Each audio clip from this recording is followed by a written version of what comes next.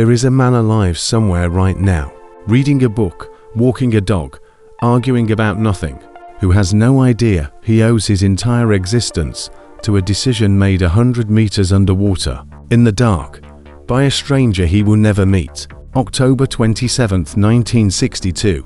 A Soviet submarine sits at the bottom of the Sargasso Sea, and inside it, the temperature has climbed past 130 degrees. The air is thick enough to chew.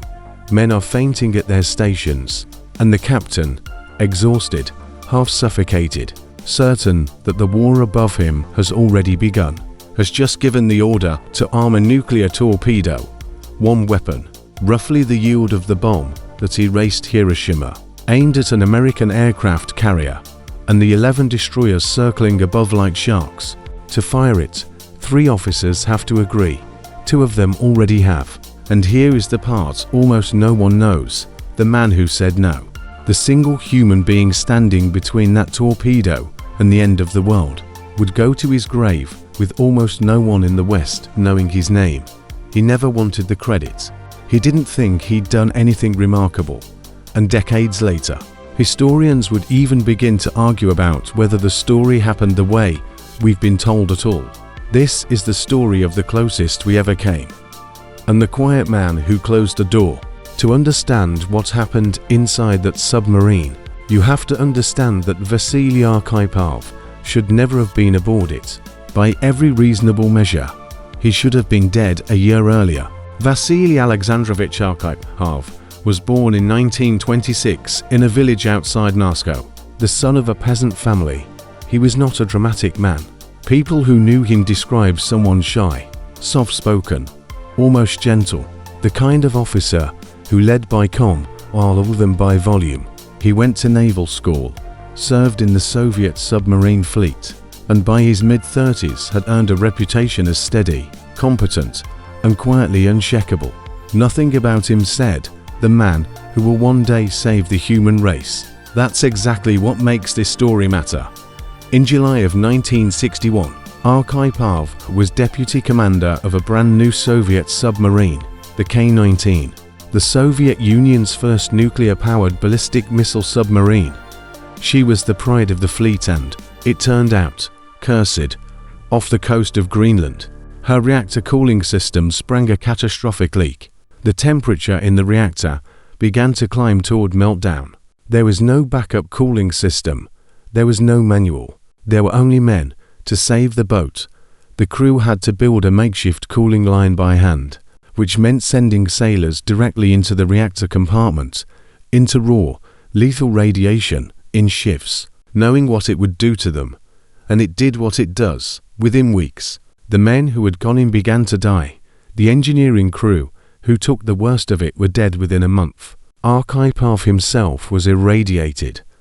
That exposure would haunt his body for the rest of his life, and many historians believe it eventually killed him. Sit with that for a second. The man who, 1 year later, would refuse to end the world had already watched radiation kill the people around him. He knew, in his own cells, exactly what nuclear catastrophe does to a human body. This wasn't an abstraction to him. It wasn't a number in a briefing. He had smelled it. He had buried friends because of it. Here's what I think matters most about the K-19. It gave Arkhipov something almost no one else in this story had: credibility. He had stayed calm inside a dying reactor. He had not panicked when panic was the most natural thing in the world. And when he walked onto the submarine B-59 the following year, the men around him knew it. That reputation, earned in the worst hours of his life, was about to become the thin thread the whole world hung from. If Arkhipov had died on the K-19, so many of his crewmates, no one would have been in that spot to say no. The door to the apocalypse would have had one fewer lock, but he lived, and the story moves on. The second door opens not in the ocean, but in a room in Moscow, where Soviet submarines received their orders. In the fall of 1962, the Soviet Union secretly dispatched Foxtrot-class attack submarines toward Cuba, part of the enormous, hidden gamble that became the Cuban Missile Crisis. B-59 was one of them. These were diesel-electric boats, not nuclear-powered, which meant they had to surface regularly to run their engines and recharge their batteries. They were built for the cold North Atlantic. They were being sent into the warm waters of the Caribbean, where they would slowly, quietly, begin to cook. And each of these 4 submarines carried a secret that the Americans did not know and would not learn for decades: a single nuclear-tipped torpedo, a weapon with roughly the destructive power of the Hiroshima bomb, loaded onto a submarine, sent to the edge of a superpower confrontation. Now here is the door, the thing that could so easily have gone another way.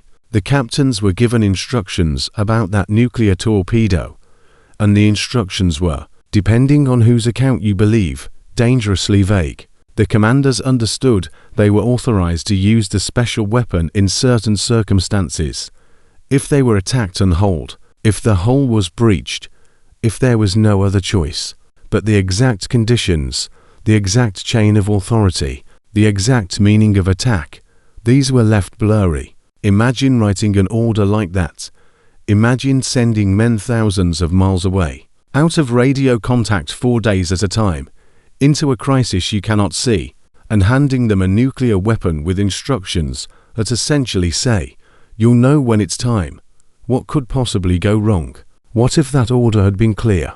What if it had said, in plain words, under no circumstances do you launch the nuclear torpedo without direct authorization from Moscow? The entire terrifying afternoon that follows might never have been possible. The captain of B-59 would have had nothing to reach for. But the order didn't say that. It left a door open, and left 3 exhausted men to decide, alone, what to do with a bomb. The third door is made of silence. By late October, B-59 had been at sea 4 weeks, and conditions aboard had crossed the line from miserable into genuinely dangerous. Remember, this was a submarine designed for Arctic water, now sitting in the tropics. The air conditioning had failed. Temperatures inside the boat climbed into the hundreds. By some accounts, as high as 50 degrees Celsius, over 120 Fahrenheit. In the engine spaces even higher. Carbon dioxide built up in the stale air. Fresh water was rationed to a few sips a day. Men were collapsing at their posts, and the crew was moving through the boat like sleepwalkers. And then there was the silence. B-59 had lost reliable contact with Moscow. To pick up radio signals, the submarine had to come near the surface. But American ships were everywhere, so surfacing meant being seen, and being seen meant the mission was over. So they stayed deep and deep. They heard nothing. No orders, no updates, no word about whether the crisis above had cooled or boiled over. Think about what that silence does to the mind. You are trapped in a metal tube, slowly suffocating, in the dark, unable to breathe properly, and you cannot tell whether the world you left behind still exists. The last news you had was of escalating tension between 2 nuclear superpowers, and now, nothing, for a man in that box. Silence doesn't feel like peace. It feels like the worst has already happened, and no one is left to tell you, at one point, straining for any signal. The submarine's radio operators picked up fragments of American civilian radio, commercial stations, ordinary broadcasts. To some of the crew this was reassuring. If American families were still listening to music and baseball, maybe the war hadn't started. But the boat kept diving, kept losing the signal, kept falling back into that suffocating uncertainty. Here's what gets me about this door. Nobody chose the silence. Nobody meant for it to happen. It was just a technical reality. Diesel boats, deep water, enemy ships overhead. But that silence was doing something quietly catastrophic. It was letting 3 men imagine the end of the world, with no evidence to contradict them. If B-59 had been able to hold contact with Moscow, if a single clear message had reached them, the war has not started. Hold your fire, surface and identify yourselves. The afternoon would have been a footnote. Instead, the door stayed open, and into that silence, the Americans arrived. The 4th door is the loudest, and it's the cruelest, because it was built out of good intentions on the surface. The Americans knew a Soviet submarine was down there. A whole hunter-killer group had formed above B-59. the aircraft carrier USS Randolph, and around 11 destroyers. A wall of steel churning the water directly overhead. The U.S. Navy wanted the submarine to come up, not to destroy it, to identify it, to force it to the surface where it could be seen and the standoff could be managed. So they used what were called signaling depth charges, or practice depth charges, small explosives, roughly the size of hand grenades, designed to make noise and pressure rather than to hole a hole. The idea was almost polite, a signal, a knock on the door, a way of saying we know you're there, come up. The Americans had even tried to communicate through diplomatic channels that this was standard procedure, a method to surface submarines for identification. Nothing more, but that message never reached the men inside B-59. So picture it from their side. You were already half dead from the heat and the bad air. You have not heard from your own country in days. You are convinced the war may already have begun. And now the water around you erupts. Bang, bang, bang. Explosions hammering against the hull, one after another, close enough to rattle your teeth and shake dust from the pipes. You do not know these are practice charges. You cannot know, to you. This is an attack, to you. This is the enemy trying to kill you. And it feels like the beginning of the end. The captain of B-59 was a man named Valentin Savitsky.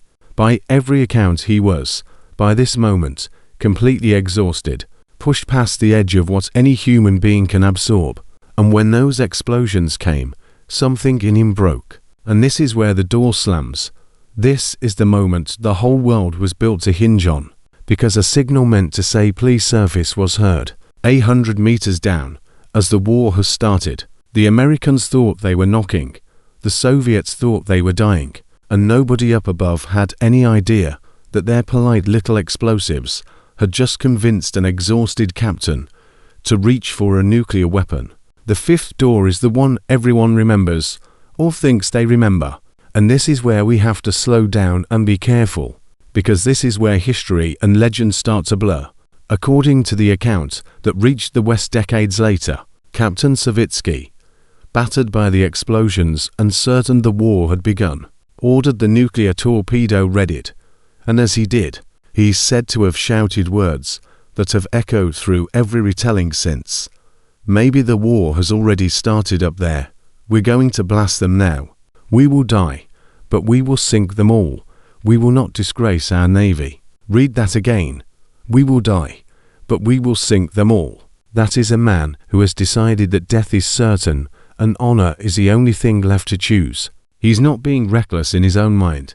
He believes his country is already at war, that his submarine is already under attack, that he and his crew are already dead men, and that the only question remaining is whether they die firing back. In his mind, arming that torpedo isn't starting a war, it's finishing one that has already begun. Here is the machinery of the moment.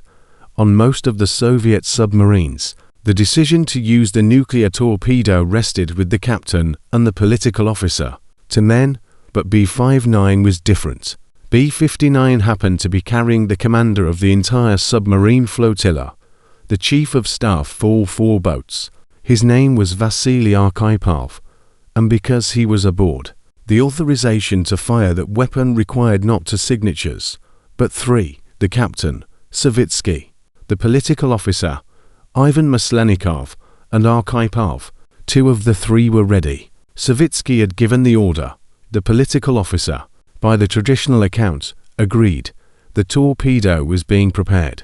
The only thing standing between that weapon and an American carrier was one shy, soft-spoken officer who had already seen what radiation does to men he loved, and Arkhipov said no, he refused.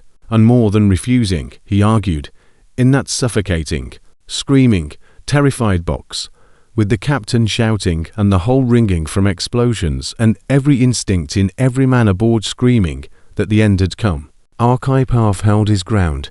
He reasoned with Savitsky. He pointed out what the captain in his exhaustion could not see, that they did not actually know a war had started, that the explosions might not be an attempt to sink them, that surfacing to look was still possible, that firing a nuclear weapon could not be undone. He talked a man off the ledge of the apocalypse, and slowly, the captain came down. B-59 surfaced. The torpedo was not fired. The submarine, spotted by the American ships, was allowed to turn and head back toward home and the world, without ever knowing it had been holding its breath, exhaled. Now I have to do the thing that separates history from mythology, because the story I just told you is the story you'll find in 100 videos and a dozen books, and it may be true, but it is not as settled as it sounds. And if I want to honor Arkhipov, I have to tell you the whole truth, including the parts that are still an open case. Here is what we actually know for certain. We know B-59 existed. We know it carried a nuclear torpedo. We know it was subjected to American signaling depth charges on October 27, 1962, under brutal conditions. These facts are documented. The near catastrophe was real, but almost everything about the most dramatic details, the exact quote, the exact vote of 3 officers, the exact temperature of the argument, comes largely from oral testimony, given decades after the fact. The story broke into the Western world in 2002, at a conference in Havana marking the 40th anniversary of the crisis, organized by the National Security Archive. It was there that the account of the submarine and its nuclear torpedo emerged, drawing on the recollections of B-59's crew, especially a communications officer named Vadim Orlov. And here's the first crack in the legend. Orlov's own account was, in some ways, less cinematic than the version that went viral. Yes, he confirmed the nuclear torpedo. Yes, he credited Arkhipov with helping prevent its use. But he also described Savitsky as a man who lost his temper and then calmed down. Not quite the same as a captain screaming for blood who is single-handedly wrestled back from the brink. The truth may be quieter than the myth. The second crack is even more striking. Arkhipov himself never told this story the way we tell it. He didn't go around claiming to have saved the world. In fact, he seems to have been uncomfortable with the whole dramatic framing.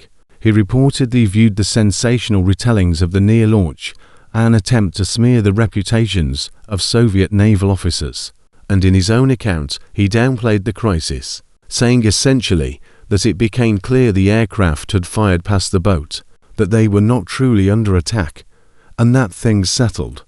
The hero of the story spent his life insisting it wasn't much of a story at all. And the third crack is the newest, in recent years. Historians have pushed back on the tidiest version of the legend. The historian Sergei Radchenko has pointed out that when the Russian Ministry of Defense declassified a batch of documents about these submarines in 2022, the dramatic Arkhipov incident, the 3-officer standoff, the near launch, was not mentioned. The evidence for the most famous details rests heavily on memory, not paperwork. That doesn't mean it didn't happen. Memory is evidence too, and the men who were there had no obvious reason to invent it. But it means we should hold the most theatrical version a little more loosely than the internet does. So here is where I land, and I'll be honest that this is my view. I think the core is almost certainly true. That an exhausted captain, cut off from the world and convinced he was under attack, came dangerously close to using a nuclear weapon, and that Vasili Arkhipov's presence and refusal were decisive in stopping him. I also think the movie-perfect details, the exact words, the exact drama, have been sanded and polished by 50 years of retelling until they shine brighter than the documents can prove. Both things can be true. The world really was in danger, and the story really is grown in the telling. Holding both of those at once is not a betrayal of Arkhipov. It's the most honest tribute I can pay him. There's a reason this story refuses to stay a footnote, and you can see it most clearly when you place a second man beside Arkhipov, because it happened again, 21 years later. Same nightmare, different door, September 26, 1983. The Cold War had turned cold and sharp again, in a bunker outside Moscow. A Soviet officer named Stanislav Petrov was on duty monitoring OKO, the Soviet Union's satellite early warning system, the network designed to detect an American nuclear launch. Just after midnight, the system lit up. It reported a missile launched from the United States, headed for the Soviet Union, then a second, then a third, a fourth, a fifth. 5 intercontinental ballistic missiles, the screen said. Incoming. Petrov's job, in that moment, was brutally simple. Report the launch up the chain of command, and the machinery of retaliation would begin to turn. A Soviet counterstrike, launched on warning, before the incoming missiles could land. That was the doctrine. That was what the system was built to enable. He had minutes, maybe less, and Petrov hesitated. Something didn't sit right. He reasoned it through in real time. If the United States were truly launching a first strike, why would it send only 5 missiles? A real attack, the kind meant to cripple the Soviet Union before it could respond, would come as a massive wave, hundreds of warheads, not a handful. 5 felt wrong. 5 felt like a glitch. So Petrov, against the screaming certainty of the machine in front of him, reported it as a false alarm. And then he waited, knowing that, if he was wrong, the first thing he'd learn of his mistake would be the light of a detonation. No missiles came. He was right. The ecosystem had mistaken sunlight glinting off high-altitude clouds for the flare of missile launches. A trick of light, a reflection. That was all it took to nearly end the world. And one man's refusal to trust the machine was all it took to stop it. Here is what the two stories share, and why together they matter more than either does alone. In both cases, the system, the doctrine, the technology, the chain of command was pushing toward launch. In both cases, a machine or a circumstance said the war has started. Respond now. And in both cases, the thing that saved us was not a fail-safe, not a protocol, not a piece of technology. It was a single human being who looked at overwhelming pressure to destroy and said, "Wait, let me think. This might not be what it looks like." That's the pattern that should keep us up at night. We did not survive the Cold War because our systems were safe. We survived it, at least twice, because the right human being happened to be sitting in the right chair at the right moment, willing to bet his career and his life on his own judgment against the machine. That is not a safety system. That is luck wearing the face of a person. Now walk back through the doors with me, because this is the part that changes how you see the whole thing. The end of the world on October 27th, 1962 was not a single event. It was a corridor of doors, and every single one had to open for the catastrophe to happen. And every single one had to be close to stop it. Arkhipov had to survive the K-19 to even be aboard. The orders had to be vague enough to leave the choice to frightened men. The submarine had to lose contact with Moscow, so that silence could do its work on the mind. The Americans had to drop depth charges that felt like an attack. The captain had to be exhausted past his limit. And then, at the very last door, one man had to refuse. Pull any one of those doors and the story changes. Make the orders clear. And Savitsky has nothing to reach for. Keep the radio contact. And the crew knows the war hasn't started. Skip the depth charges. And there's no trigger. And most of all, put anyone else in Arkhipov's chair. A man without the K-19 behind him. A man a little more frightened, a little more tired, a little more willing to go along. And the third signature is given. And the torpedo is fired. And you and I are not here to talk about it. That's what I find almost unbearable about this story. It wasn't fate. It wasn't destiny. It wasn't some grand design that guaranteed we'd all wake up the next morning. It was a chain of ordinary, fragile, human moments, a vague order, a broken air conditioner, a lost radio signal, a man's exhaustion, and another man's quiet refusal. Change one, and the whole century changes with it. And the way I see it, that's the real lesson buried in the legend. The lesson that survives even after we strip away the exaggerated quotes and the polished drama. The thing that saved us was not a system. It was a conscience. It was a person willing to be the one who says no when everyone around him is saying yes, in the worst conditions imaginable, with no way of knowing whether he was right. Here's what I keep coming back to. Vasili Arkhipov never wanted any of this. He didn't come home a hero, because no one at home knew what he'd done, and he seemed to prefer it that way. He continued his naval career, rose to the rank of vice admiral, retired quietly, and lived out his years in a tower outside Moscow. He died in 1998 of kidney cancer, an illness many believe was seeded decades earlier by the radiation he absorbed saving the K-19. He was 72. He passed almost entirely unknown to the world he may have saved. The story that made him famous only broke 4 years after he was already in the ground. In 2017, an organization called the Future of Life Institute created a new award to honor people who took quiet, personal risks to safeguard the survival of humanity, and they gave the very first one to Vasili Arkhipov. Because he was already gone, they gave it to his family, along with $50,000 and, finally, the recognition he never sought. His daughter accepted it, and by every account, the family's reaction wasn't triumph. It was something closer to bittersweet. A man honored for the greatest thing a person can do, decades too late for him to hear it. And this is the part that gets me. If the modern historians are right that we've exaggerated the drama, it almost makes the truth more powerful, not less, because it means the real Arkhipov wasn't a movie hero delivering a perfect line under perfect lights. He was a tired, shy, ordinary man in a metal box that was slowly killing him, who found the clarity to say no when saying yes would have been so much easier. Not a legend, a person, which is exactly why it matters. We like to imagine that the survival of the human race would come down to something grand, a treaty, a leader, a moment of shining courage witnessed by the whole world. It didn't. It came down to a man no one was watching, doing the right thing where no one could see, and then spending the rest of his life insisting it was nothing.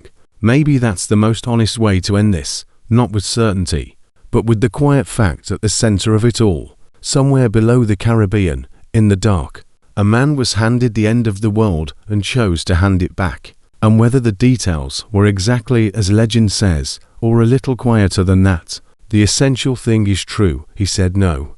And here we all still are. Sit with that for a second. Everyone you love, everything that came after, all of it running through the single word of a man you'd never heard of until a few minutes ago. The people who study this story sometimes call Arkhipov the man who saved the world. He would have hated the phrase. He didn't think in those terms. He thought he was doing his duty, which was, in that moment, to refuse. Maybe that's the whole point. The world isn't usually saved by people trying to save it. Sometimes it's saved by one quiet person, in the worst room on earth, simply refusing to make it worse. If this story got under your skin the way it did mine, do me a favor, hit like, and subscribe, because we tell the stories of the near misses history, almost never recorded. And if you want to see the other time one man's judgment stood between us and the abyss, watch our video on Stanislav Petrov and the night the satellites lied. We'll see you at the next door.